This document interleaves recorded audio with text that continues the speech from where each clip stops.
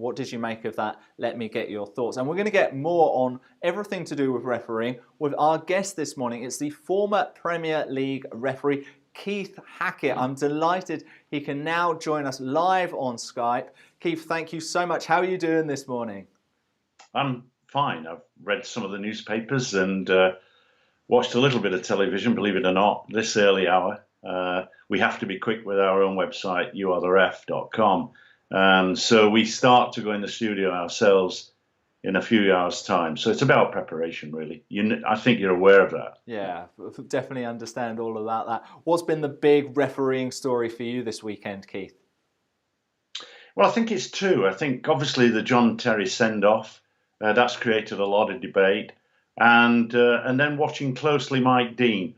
He'd had two very indifferent performances. And the last one involved a red card turnover. I said straight away he'd got it wrong.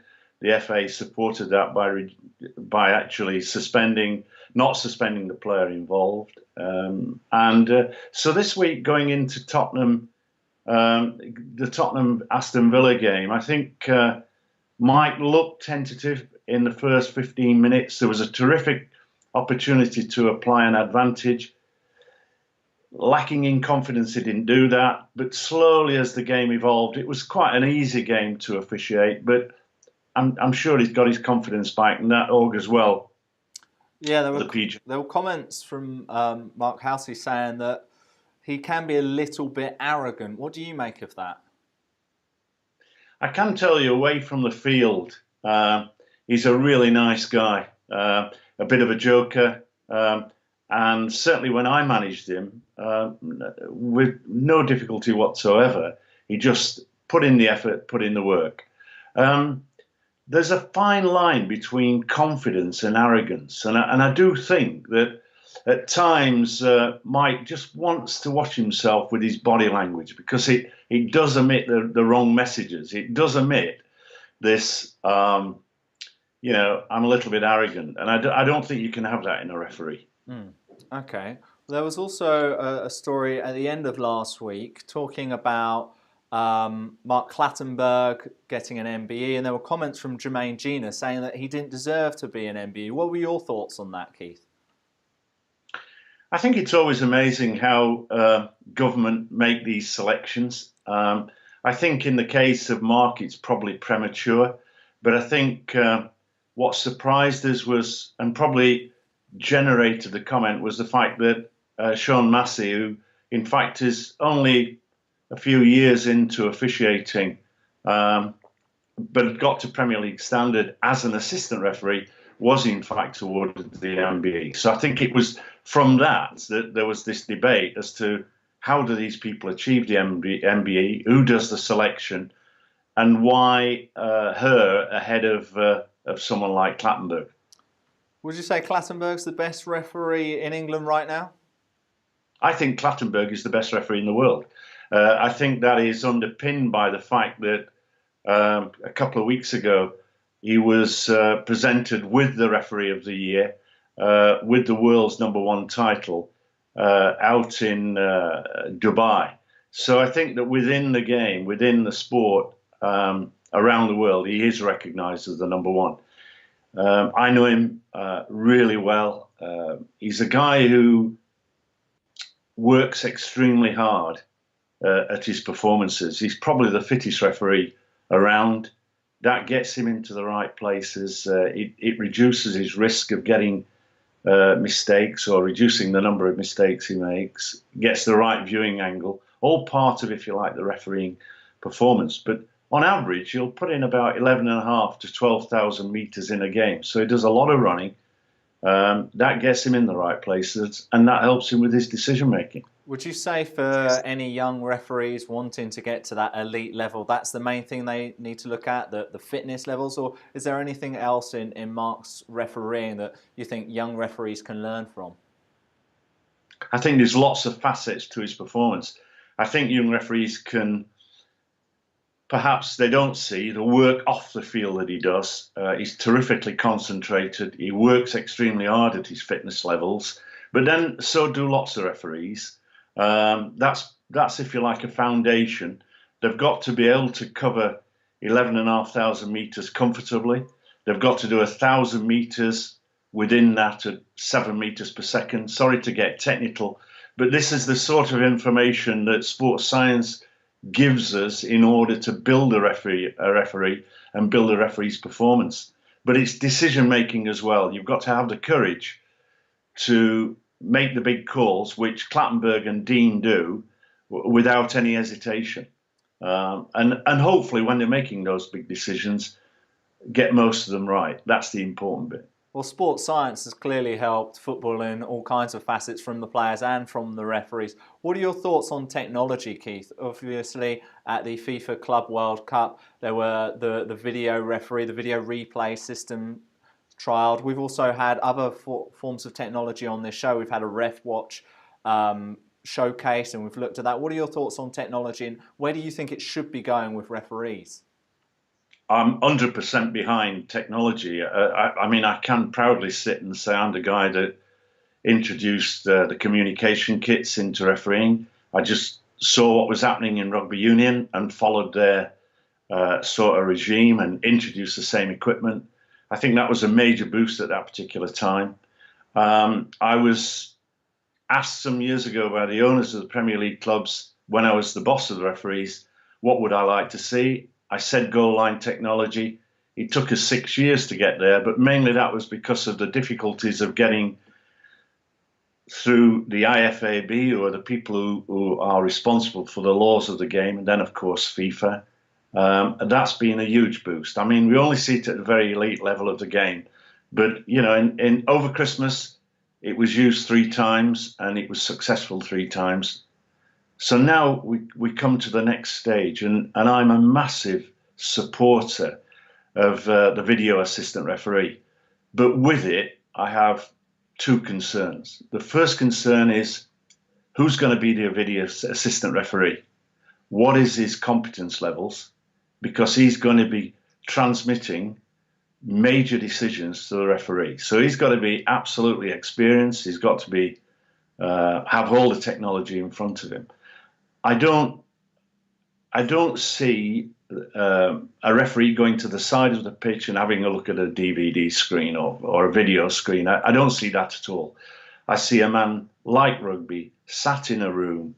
In front of him is a bank of television cameras, screens, with delayed transmission. He can then look at it several times and go straight to the referee and say, that's a penalty kick, that's not a penalty kick. That's a red card, it's not a red card.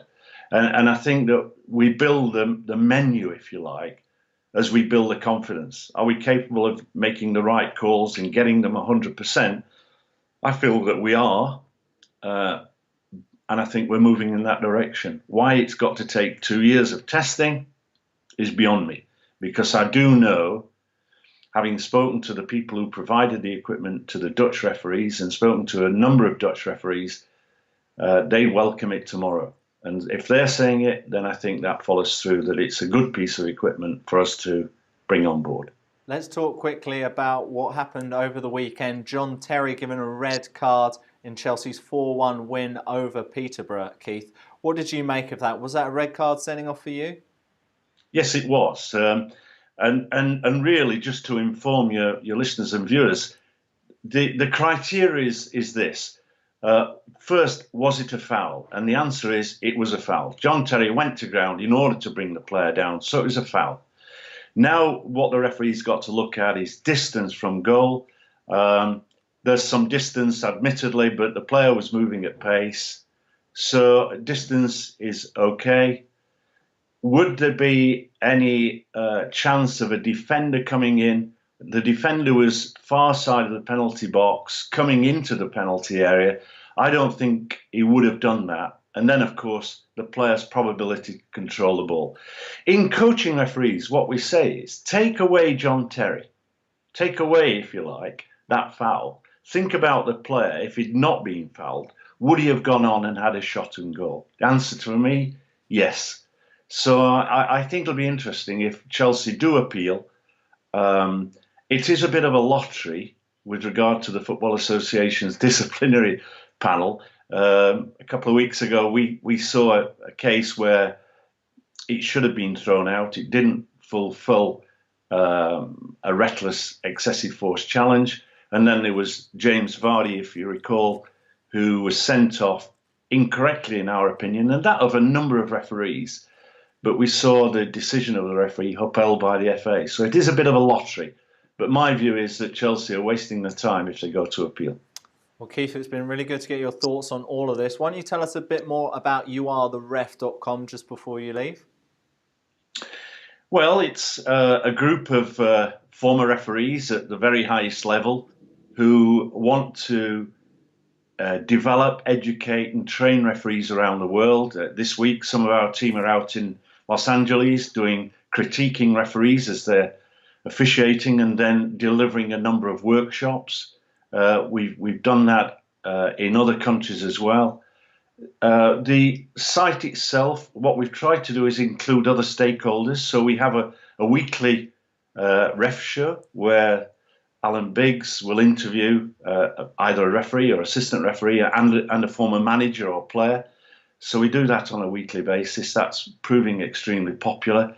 We have RefCam, which is a selected number of games where when the game is on television, we've got a former referee assessor sat in the studio delivering a minute-by-minute report on the referee's performance. And that will give, if you like, listeners and viewers an insight into the performance of the referee as the game is rolling out. We'll also say, look, he's losing a bit of control here. But our entire aim is to include all stakeholders and be honest. So we're not going to defend referees where we can't defend them. We'll try to promote the better referees. We'll be critical of organisations if we have to, if we see things not developing through. We've been very critical of the PGMOL here in England, the organisation that run referees. They don't have a succession plan in place, or it appears not to be in place. So the 17 professional referees that we've got are probably down to about 7 that are capable of taking every game. And some of those over the Christmas period were beginning to fatigue. And you know, we're dealing with referees who are generally in the mid-40s, late 30s, mid-40s range, and not players. So someone like Mike Dean, who had a horrible couple of games, got it dreadfully wrong, was clearly fatiguing. He'd had 5 games in December over the Christmas period. And unlike a player gets bussed or trained or flown to games, is chauffeured in effect. Our guy sits in a car and has to drive to every game. So it's a different kettle of fish. And therefore, I think that the spread of appointments, the referees that we have, brings in a whole sort of dialogue in the future. Should we promote the idea of international referees coming in and refereeing the Premier League and some of our referees going out and refereeing in Italy, Spain or in America on an exchange basis, so that we can open up the number of quality referees that are officiating what is considered to be the Premier League, the best referee in the world, best league in the world, sorry. Well, it's been amazing to get your thoughts this morning, Keith Hackett, former Premier League referee, talking to us courtesy of youaretheref.com. Thank you so much for your time this morning, Keith. Pleasure. Thank you, Richard.